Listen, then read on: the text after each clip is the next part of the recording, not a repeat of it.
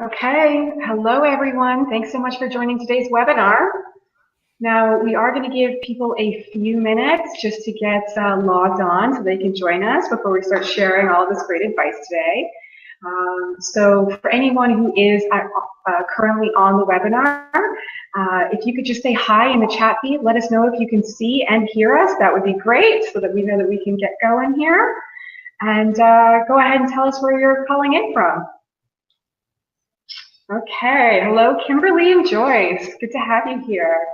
So yeah, we're just going to give people maybe about a minute just so that everyone can log on. There was a large number of people who registered for this webinar, so I just want to make sure that they have that time to get in. And for anyone who, wow, okay, here we go. So everybody's piling in now. That's fantastic. Great to have you guys here. This is fantastic. All right. Now, for anyone who doesn't know me, I just want to say hi. My name is Sheila, and I am the CEO of DesignFiles. And if you're not aware of what DesignFiles is, basically what we do is we provide interior designers and decorators with their own online design platform that they can brand to their business. And using DesignFiles, you just have all the tools you need to walk a client through an entire design consultation completely online. So you can source products, you can create digital designs, you can invite your clients in to discuss the looks, you can send out branded presentations, and you can manage all of your client projects in one easy-to-use platform.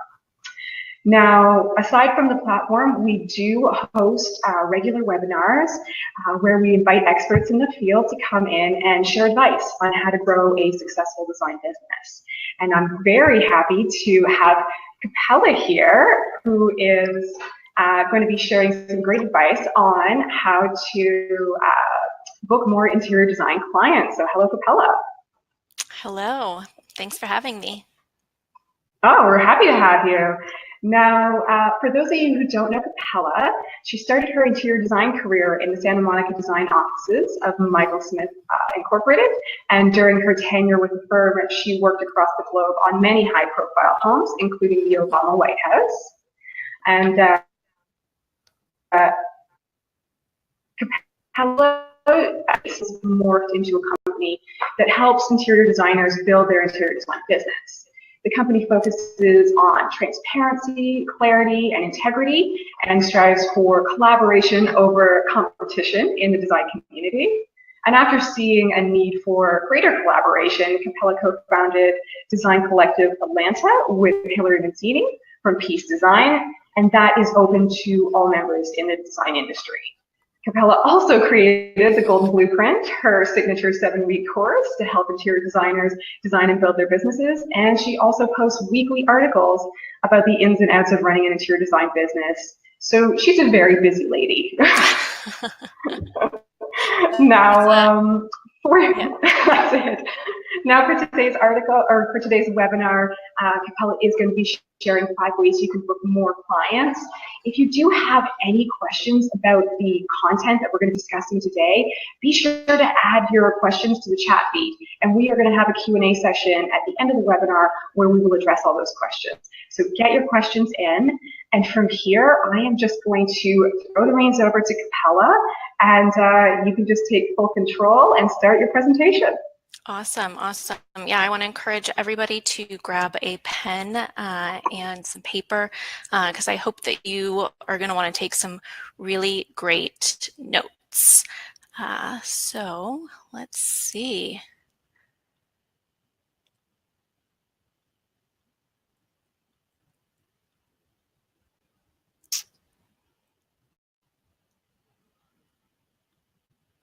Okay, so like Sheila said, my name is Capella.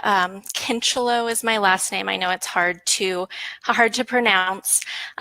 So today we're going to talk about the 5 ways to book more clients. There is a lot to cover, and I want to make sure that we get into all of your questions. So I'm going to dive right in, and I'll give you a little bit more of how I got into this business from an interior designer to helping interior designers in a little bit.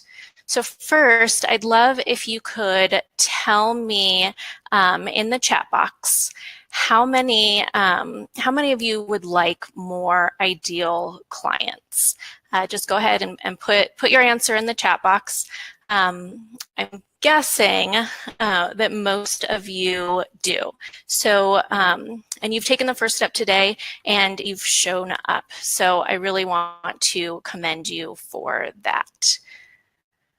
So you're in the right place if you can identify with any of these scenarios. You're in the right place if you're getting client inquiries, but they never seem to be for the projects that you really, really want. So maybe they come to you and their style isn't a match, or their budget is too low, or they want to shop all retail. So you're also in the right place if you want to know how to attract the right prospects and increase your qualified leads so that you don't waste time with clients who are not ideal. You're in the right place if you've received client inquiries but then thought, what now? So you may not know the steps to take to convince the client that you're the right person for the job, or even to know if you should take the project. So this really used to be me when I first started my business. I would get a call from somebody who'd stumbled on my blog and wanted to get to know a little bit more about me. And I didn't know what to do and ended up speaking to dozens of people for sometimes an hour at a time. And I would essentially be repeating the same information over and over again. And then most of them, I really just wouldn't hear from them again. So this one's important. Go ahead and in the chat box, let me know, what is the ratio of prospects who inquire about your services to those that become clients? So this is really going to give you a baseline to measure your success and my success of this webinar too. So I want to know how many inquiries you receive versus how many of those inquiries become clients. Do 1 in 10 become a client? Do 1 in 20 become a client? So you want to increase this ratio. That's the goal, is to increase the ratio as much as possible.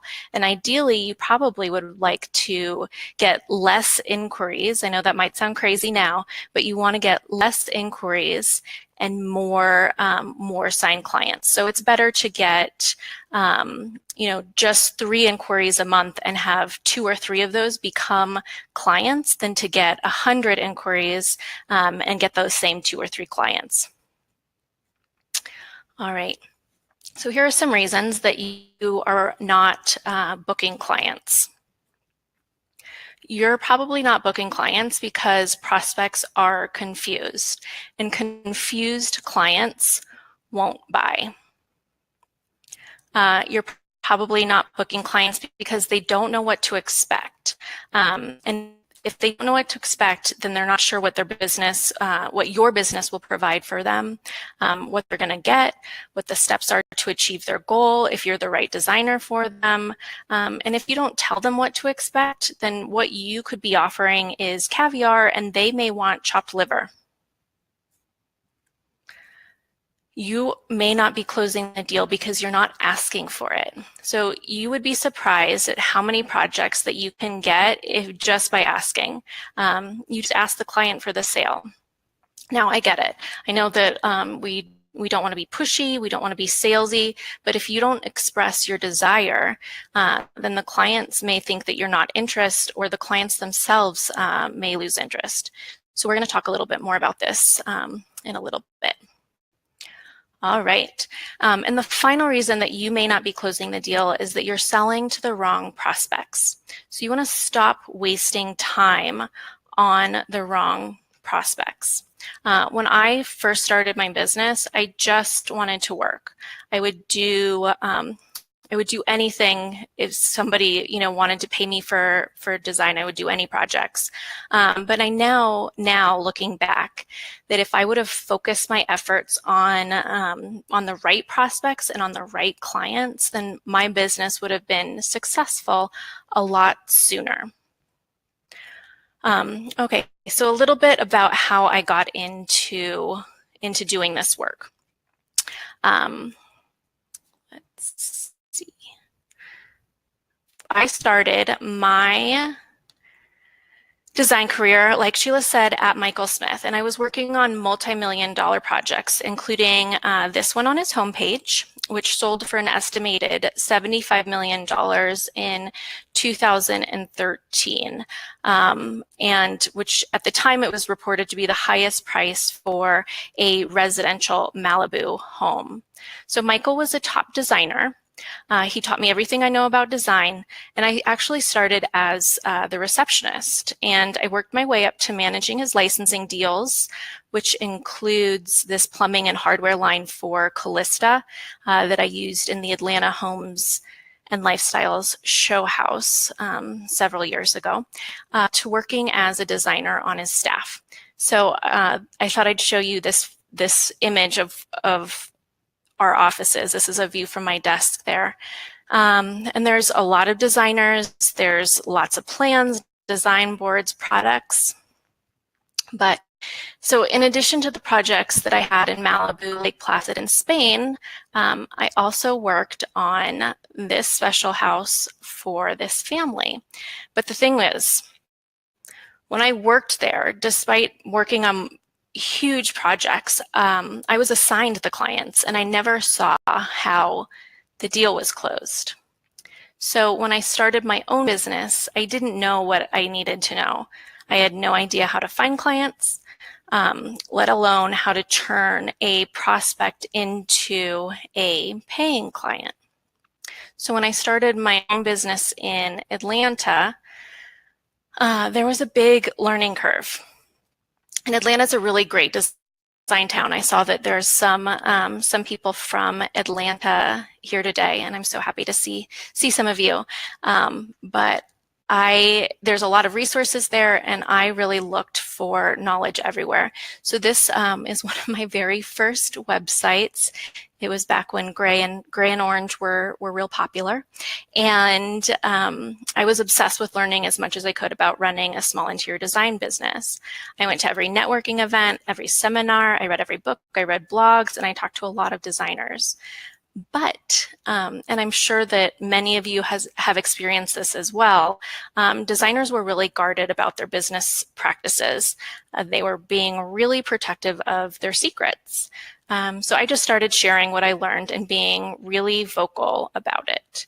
If I was looking for answers, then I knew that others were looking for those same things. And I know interior design has a bad rap, and I really, really wanted to change that. I still, that's my goal to make it more transparent and not have that secretive reputation. But this was back in 2010. And so everyone was still feeling the effects of the Great Recession, but I'd really had enough of that secretive, closed off, snooty reputation, whether it was deserved or not. And I knew that without changing how we did business, designers wouldn't survive if they didn't adapt. So I did start a professional organization, Design Collective, and I started getting asked to speak on panels and at conferences, and I even got a few clients. But these clients were hard won because it took me so much work and I was jumping through hoops and I had so many lost projects just to get a few.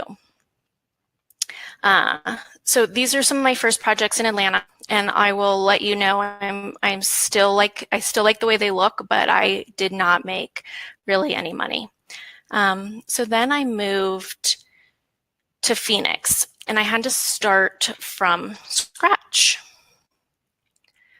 So just like in Atlanta, I was on a research mission. I'm really the type that likes to know everything before doing anything. And I slowly built my business in Phoenix. And I've got some clients, but what I really started paying attention to were the ones that I wasn't getting.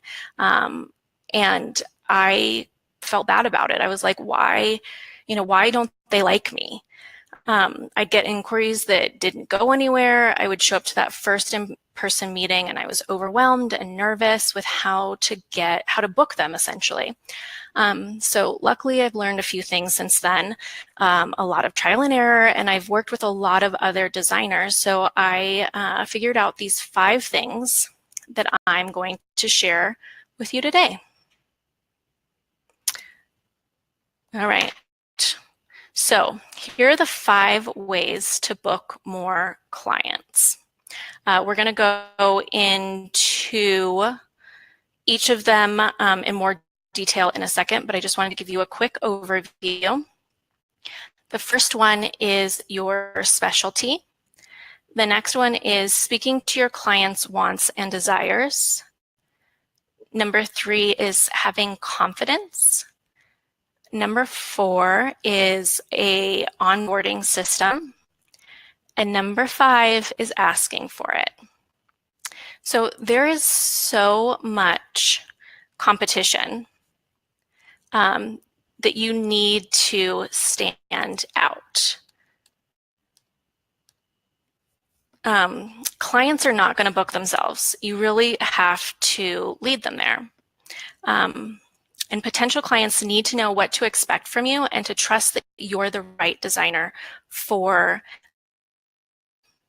And this is how you turn A's into signed contracts and start essentially booking more clients and getting paid. So tell me in the comment box to the right, if you are brave, do you know what makes your business unique? So most of you signed up for this webinar from my blog post on Design Files, which was how to make money specializing. So I hope that you had some time to think about a specialty, because having that specialty will make your business stand out. But there's also some other elements that we're going to talk about today as well. So go ahead and in the comment box, do you know what makes your business unique from every other person on this webinar today?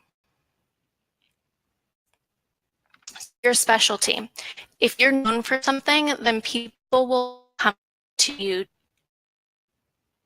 Your desires. You should speak directly to your clients, your ideal clients' wants and desires. Confidence. If you don't trust you, then neither will your clients. Your onboarding system is the process by which you take a prospect to a signed client, and asking for it is the final step in acquiring your brand new client. So I really will want you to take a moment, close your eyes if you want, but imagine how great it would feel if you had more qualified leads and those leads are clients. All right, so your specialty. We're going to look at an example in a minute, but if you're known for something, then people will come to you to get it. Okay, so this is what a specialty is. Without specializing, you're essentially like vanilla ice cream. So vanilla ice cream is good. It's all pretty good. It tastes good. Everybody generally likes it, but it is really hard to stand out and to get clients to choose you off of a shelf of a dozen other vanilla options. It's going to be extra hard for you to market yourself to clients, and clients are going to have a hard time differentiating you from anybody else. So you're all vanilla. There's no specialization unless you are rum raisin, and this is really your goal. And if you hate rum raisin, you can choose, black cherry or something, another flavor. But people who love rum raisin are always going to order it. They're going to search it out. They're going to know where to find it. And rum raisin is going to need a lot less effort to get the people who love it to buy it. And this is really what specialization does. All right, so to go back to the example in the article, this is one place where more isn't better. I see on designers' websites pretty often that they will list dozens and dozens of offerings, just trying to get any sort of work on their service page. I wonder at that point, like, how they can be good at it all, and maybe if all of those options are actually overwhelming clients. So if you're having a roof put on, do you call your roofer, or do you he deals with roofs every day? or do you call a general contractor who's maybe done a roof or two, or even just has a basic idea of how it's done? Of course you want the specialist. How is the designer on the left? How is she going to market her services? Who's she going to target?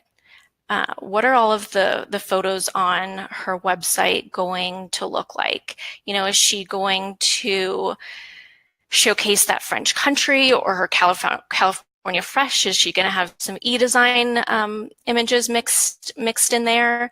So, her target market isn't clear. There's, somebody will go on her website and it's not clear what she does really well. And it may be just overwhelming to prospects.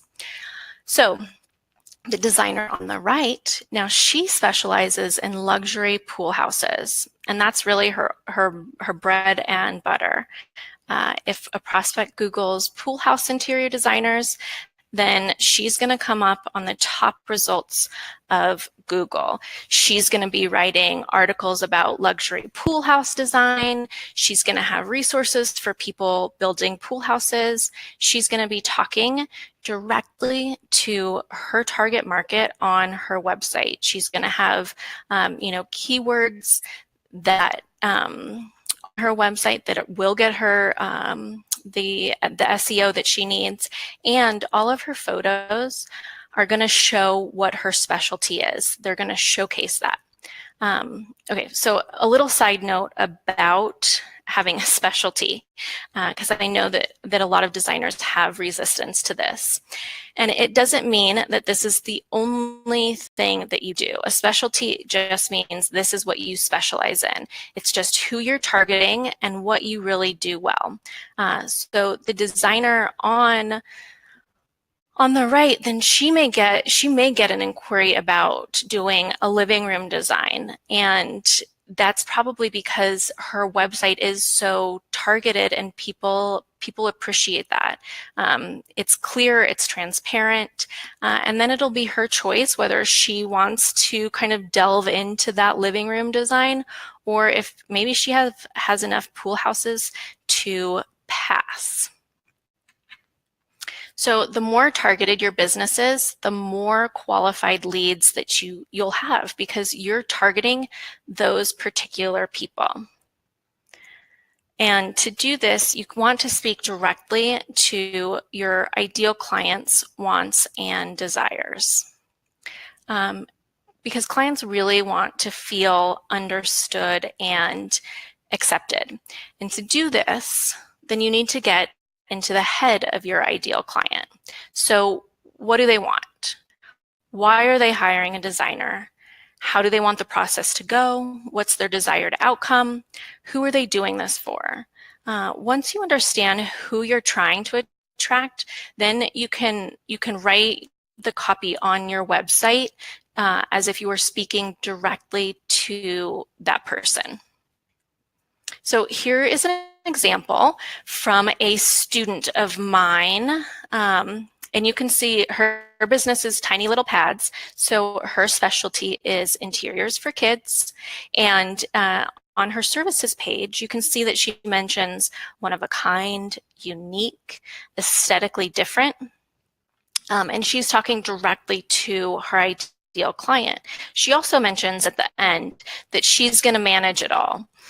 So that the client can concentrate on the things that are more important in their everyday lives.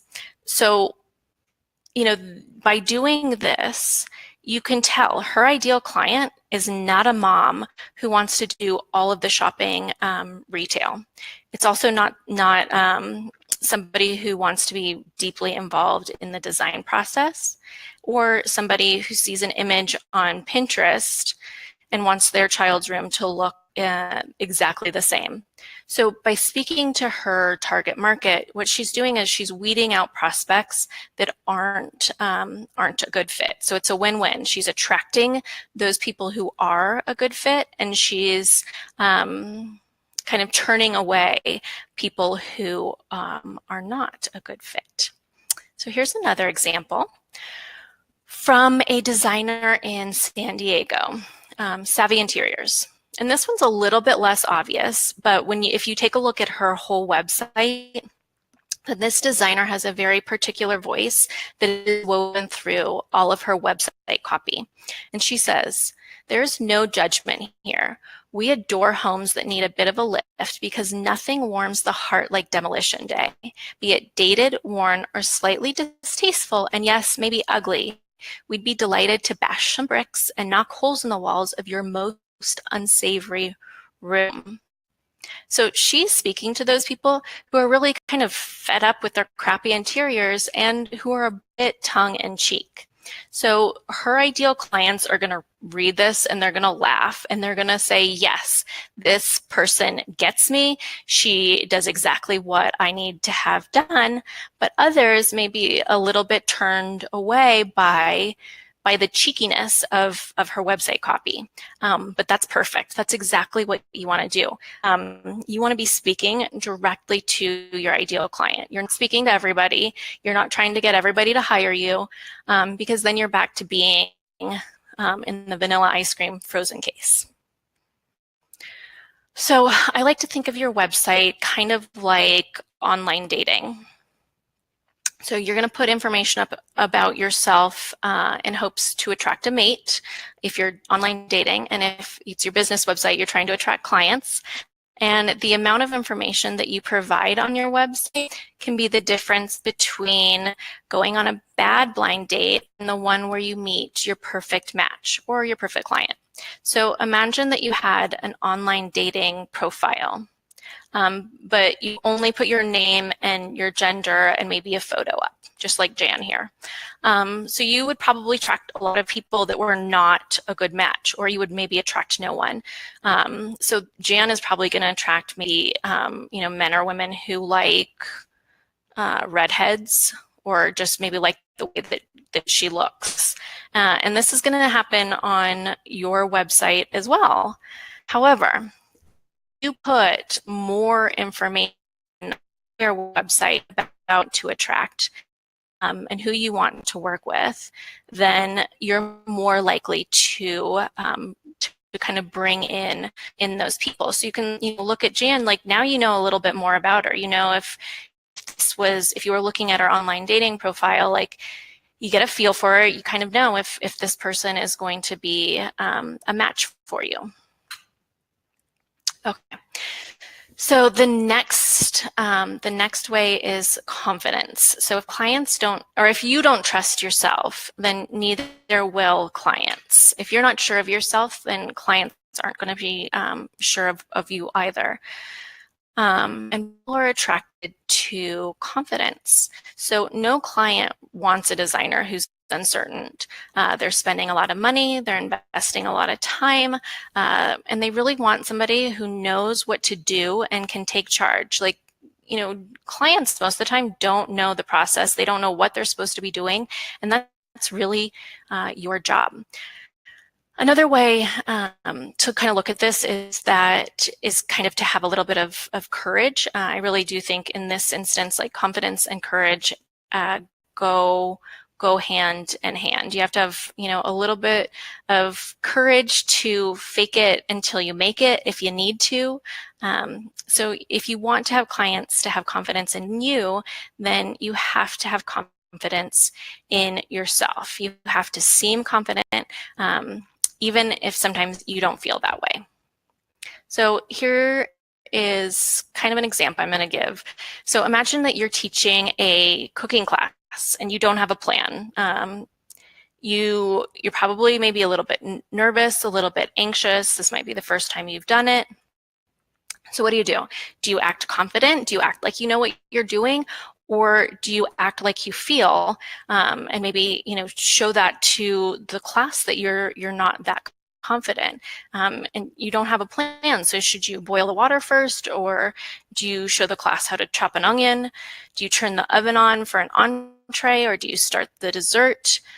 You could be the best chef in the world, but your students are not going to have faith that you can teach them how to cook, and you'll probably feel a little frazzled as well. And this is the same thing for interior designers.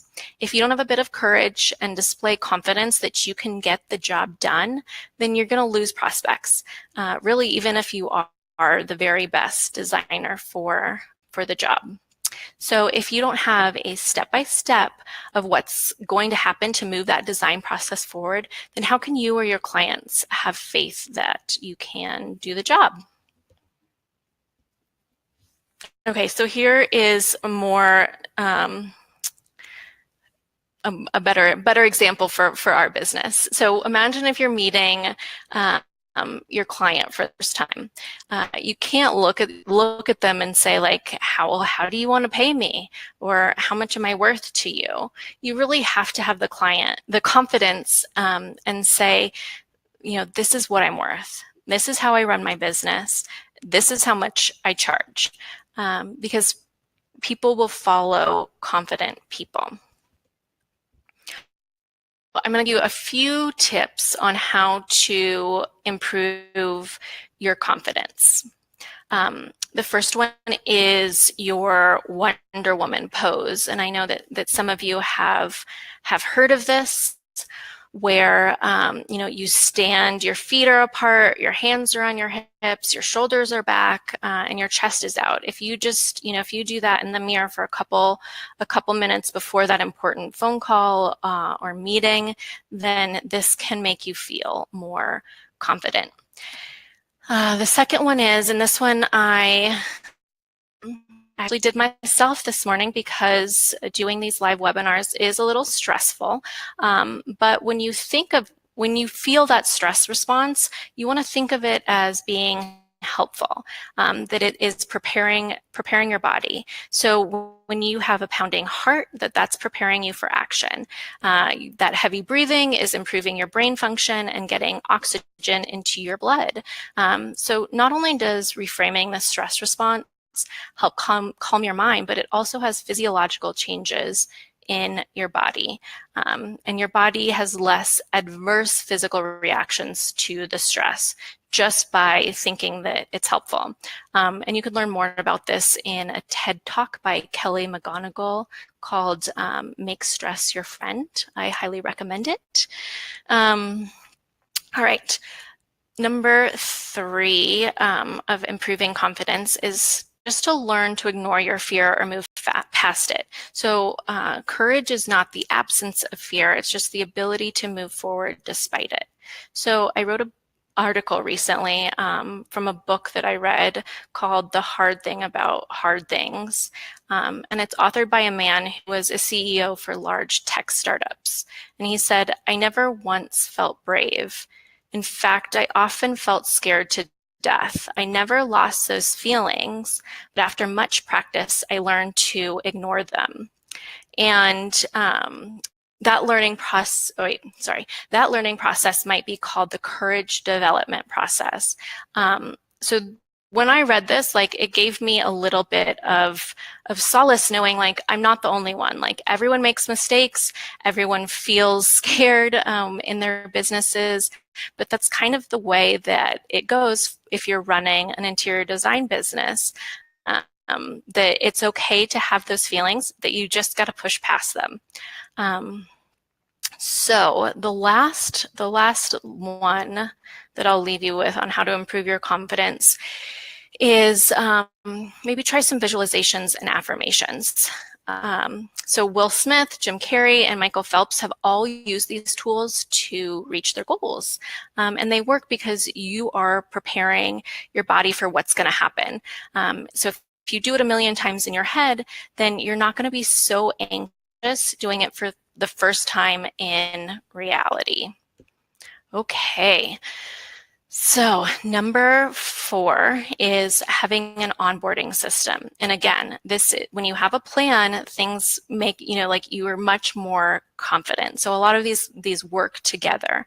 And an onboarding system will make you feel more confident because you have a plan, because you know what to do. And what you're doing is you know what steps to take to turn that first inquiry into a signed client.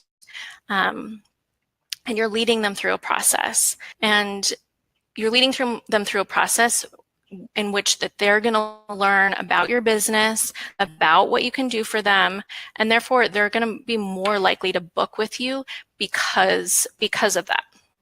So I'm going to share with you my onboarding system. It has 4 steps. This is just to give you an idea of what is possible. You definitely can create your own system. This is a little flow chart that I created. It's in the Golden Blueprint, which is my 7-week business training course. It's going to open again in September if you're interested. But so the first step is that first contact, which is usually your website. And what I want you to do is put as much information on your website as possible so that clients don't have to contact you for it. This goes back to the online dating example. So you also, on your website, want to make sure that you're talking directly to your ideal client and touching on their wants and desires so that when they see your website, they know, like, yes, her style is what I want, and her as a person and how she runs her business is what I'm looking for. So the next step is the initial phone interview, and it's a 20-minute call where I see if we're a good fit. So the client can get a feel if I'm the right designer for them, and you want to get a feel if the client is the right client for you. And I have a set list of questions that I ask potential clients to see if we should work together. The next step is the new client packet. So in that initial call, then I do schedule that in-person meeting so that I will send an email, and in that email is a reminder about the meeting, and attached to it is the new client packet. And in my new client packet, it has next steps. It has information about working with a designer and the process. It has my contract and a client questionnaire. I have budget worksheets if the client needs help with their budget, because I don't ever meet with a client without first getting an idea of where they are budget-wise. And again, this is just about booking more clients, because you don't want to get to the very end of your onboarding process and realize, like, their budget is totally, just not accessible. All right, and then finally it's the in-person meeting. And by the time I get to that 4th step, up until then, I've been pretty hands-off. I haven't done a whole lot of work. I'm not that invested in the client, but the client's really pretty invested in me and in my process. And by the time I get to that 4th step, clients have either already sent me the signed contract and a retainer, or they're ready to sign when I get there. This process really does all of the selling for me. All right, and then the final step is really simple, and one I think we miss a lot is you ask for it. You want to let the clients know that you want the project and that you want to work with them. And I'm pretty certain that with this one small step, you could book more clients. With just this alone, because I see this all the time when I hire people to work in my own home. So I've invited subs over to provide quotes. I've had new windows put in. I've painted my house. I've had a new roof put on. And if they don't follow up with me, then I don't hire them. And it's not it's not some sort of test to see if they'll follow up with me. I feel like they're not that interested, that they don't really want the job. And, I don't know if maybe the project isn't their cup of tea, if they're too busy, if they're not organized enough, or maybe they're not confident enough. But any of these things is enough reason to not work with them. And when I started thinking about that, it really was kind of an aha for me in doing that in my own business with my own clients, and just reminding myself, like, I need to let clients know I'm interested in this work. So I always recommend following up with a potential client so that they know that you're interested. And I promise that you're not going to be bothering them. And if they feel like you are, then they're not the right client for you. Anyway, all right. So to do a quick recap, here are the 5 ways to book more clients. 1, your specialty. You want to get your business off of the vanilla shelf. You want to speak to your clients, your ideal clients' wants and desires, so they feel like you get them and you understand them. You want to have confidence, and you want to create an onboarding system so that you don't have to think about what comes next, and really so your business looks professional. And the final way is just to ask for it. So these 5 ways, if you use these 5 ways to book more clients, then what you're doing is you're providing clarity. You're providing clarity to clients, and they know what you do. They know what services you offer, because again, a confused client is not going to sign with you. And you're also setting expectations, and you're letting clients know who you work with and how you run your business. All right.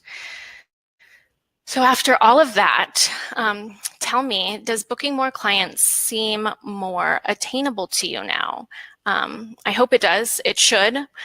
I really want you all to get exactly the clients that you desire and run your business the way that you want to run it. I want you to execute these 5 ways so that you can get more clients, but more importantly, so that you can get more clients that are your desired clients. And before we get into the Q&A, I'm going to leave you with this. But a rising tide lifts all boats. I really do believe that if we encourage collaboration and cooperation in the interior design business, then everyone benefits, the clients and the designers. And I want to share with you all of the knowledge that I've learned about running an interior design business and help you design the business that you dream of. So I really want all of you to kind of step up as the role of CEO of your design business. I want you to take control and be the boss. I know that if I can do this, then you can do this.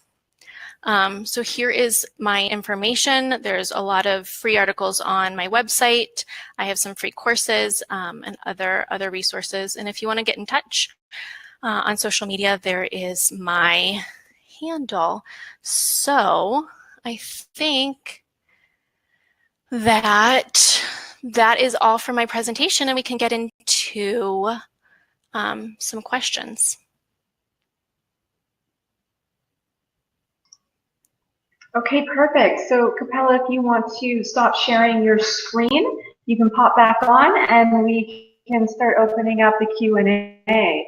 Fantastic. That's a load of great information for our designer audience. And it's funny because, I mean, it's not specific to just interior design. These are tactics that I use in my business with an online design platform.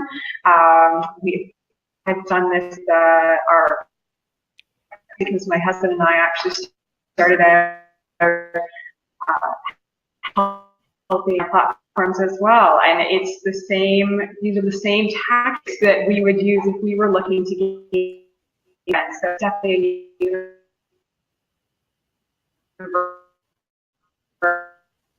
universal.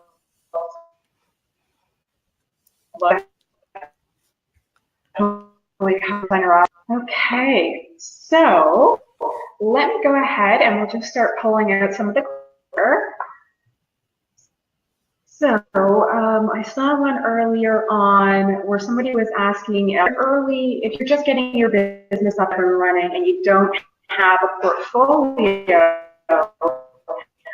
what are some add content to your website? How do you get your clients what you're all about if you don't have that portfolio?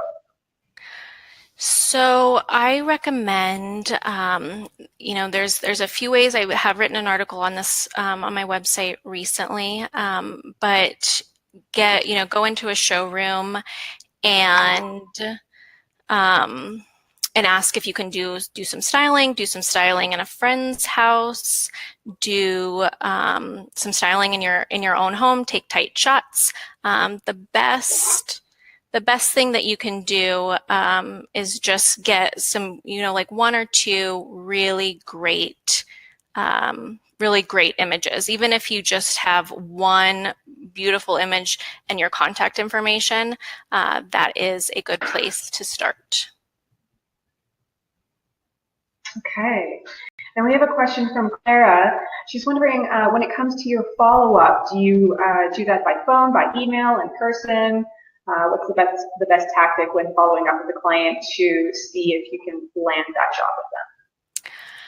The best thing to do would probably be, however, you had already been engaging with them. If they've been emailing you, or if it's better to get them on the phone, then I would recommend that. However the client likes to be contacted, that's kind of where you should start. And it can be both too. It can you can follow up with an email and a couple weeks or a month, and then another month later.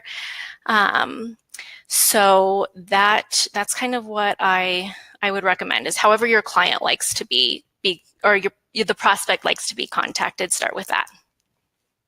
Okay. Now Lisa asking, how do you handle clients that have no clue on budget costs or don't have a budget to tell you because they just don't have an idea on the cost?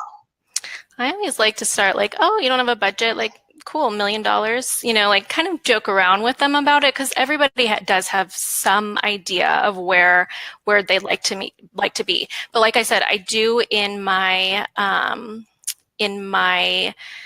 client packet, I have budget worksheets that clients can fill out to get an idea of where they want to be budget wise. So they can write down like how much they think a lamp should be, or how much a dresser should be, or the sofa. And then you can kind of look at that with them and see like, okay, you put down that you want to spend $500 on a sofa, like that's maybe IKEA. Maybe. So it's a good starting point to have that budget conversation. I do sell my budget worksheets if you want. They're on my website in my shop, if that's something that you want to look at, as well as my, I think it's 6 pages of a client questionnaire, which definitely helps weed out clients as well. Okay. Let's see here. Do you charge for your first meeting with your clients? I don't. I don't do much design anymore, so I guess I should say I didn't. But like I said, I have that 20-minute phone conversation with them, and that really gives me a good idea. And then I send my new client packet out and that 6-page questionnaire, and when I require that back before I'll meet with them in person. So then I know that by their answers, if we're going to be even a better fit. Like they kind of have to kind of jump these hurdles before I'll meet with them in person.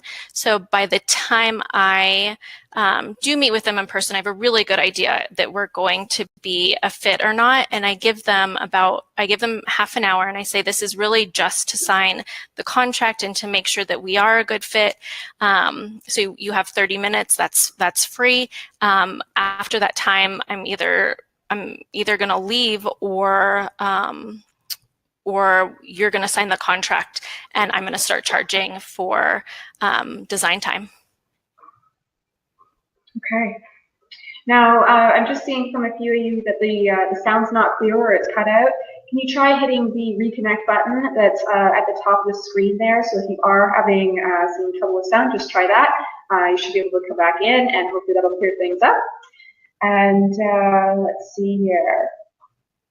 Just going to have a quick look here for more questions.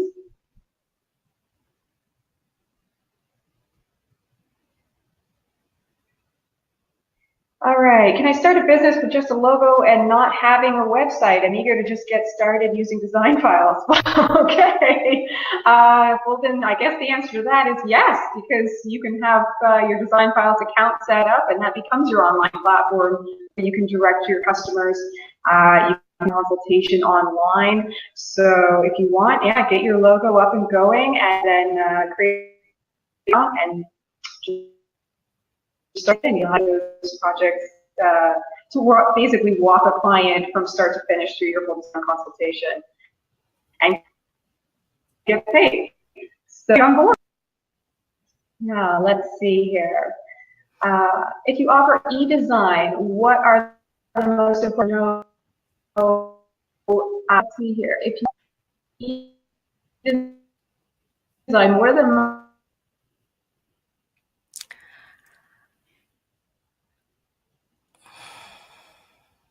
most important questions?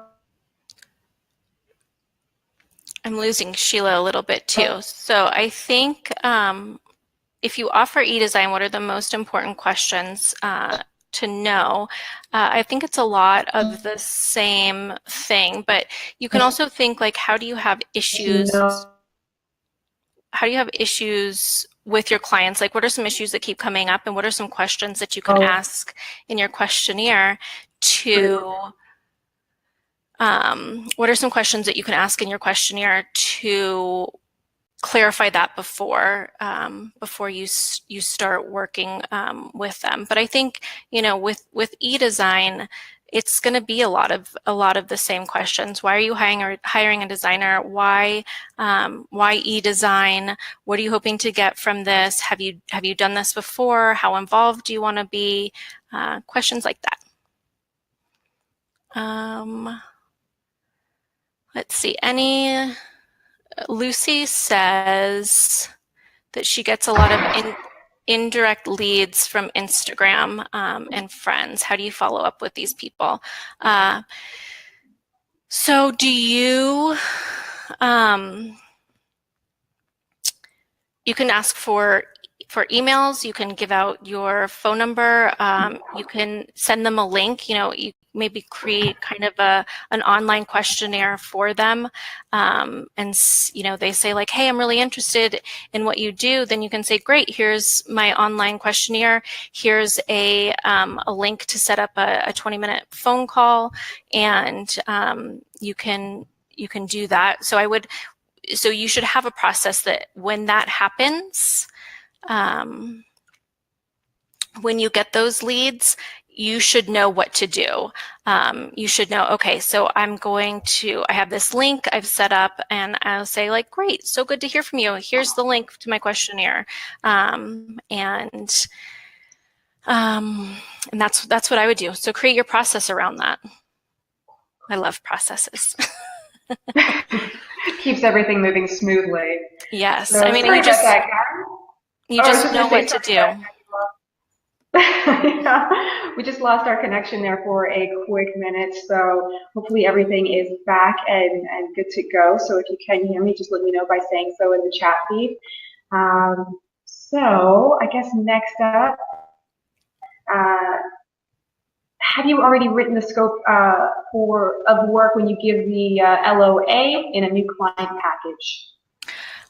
So what I say to this is either one, you can have, so I just worked hourly, so it really didn't matter the exact scope. I kind of say in there, you know, scope doesn't matter because I work hourly. We can add time if we need to. However, if that doesn't work for you, you can also just kind of have a generic contract, because I really think it creates a lot of trust and makes the client feel a little bit more confident that they know what's going to happen and what your contract looks like, and you get it signed quicker if they already know pretty much what it looks like. And then you can always, we know when you do the in-person meeting, you can say like, I'll send you a new letter of agreement with the exact scope after this meeting. But it just gives them something really to feel more comfortable comfortable. Like, you're being very transparent. Like, this is what my my agreement looks like. This is what it is for everybody because it's in my new client packet. All right. So there's one from Diane here. Have you already written the scope? Oh, no, not that one. We already did that one. So, okay. In part of describing your type of business on your website, do you include your hourly rate or wait until the phone call? So I like putting pricing on websites. Me personally, if I'm looking for something and somebody doesn't put their pricing on their website, I usually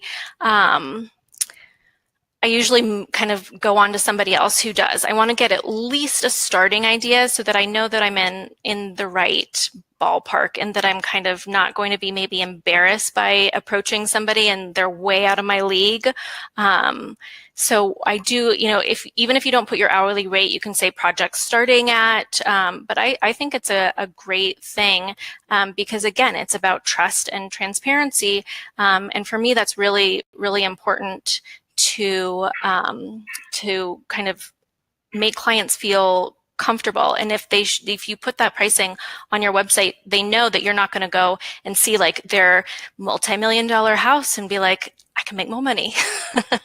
So, and raise your rates. So I think even if you don't want to put your exact rate, your exact hourly rate, then I think putting budget starting at is a good way to kind of at least give them an idea of what they're getting into.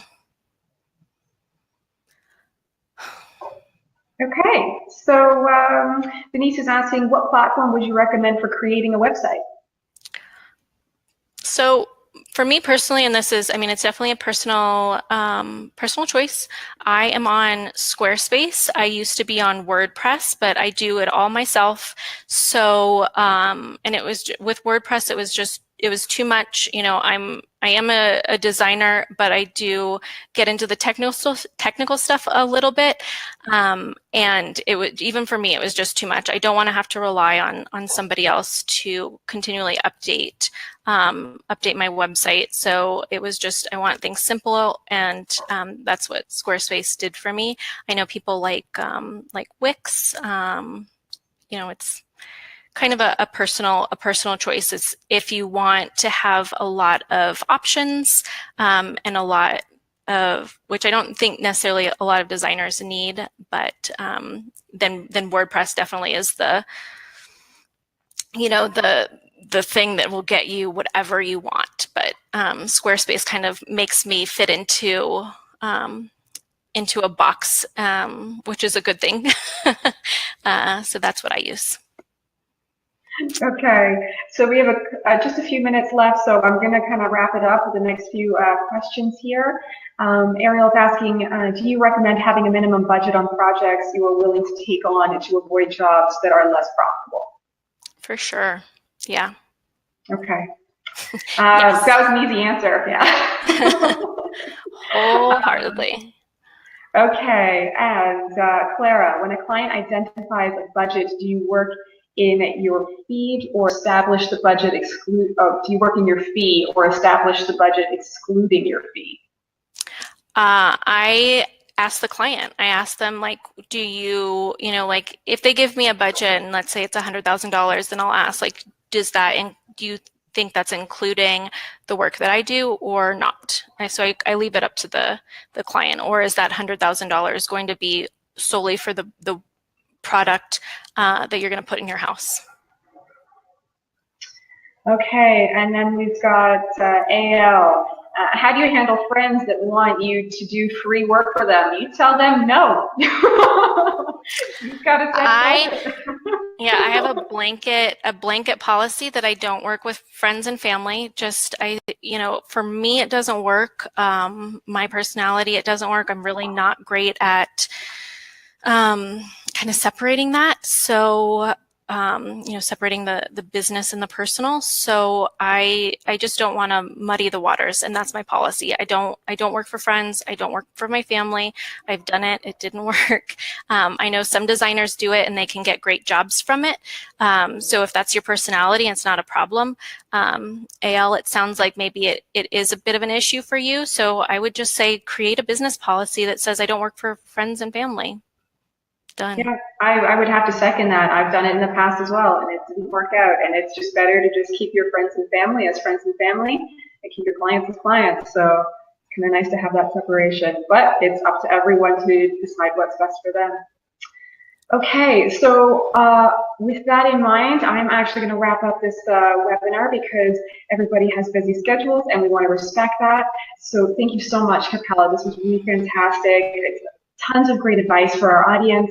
I really hope that each and every one of you go ahead and just kind of check those 5 steps again. You're going to be amazed at how much you can gain when you're booking more clients using these steps. I use it in my business. I use it in my web design business.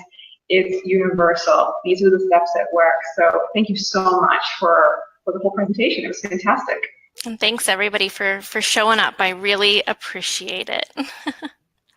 All right, well that's us for this week. Next week we don't have any webinars. The following week we do. So keep tuned in for those emails, and we'll see you guys soon. Bye-bye. Bye.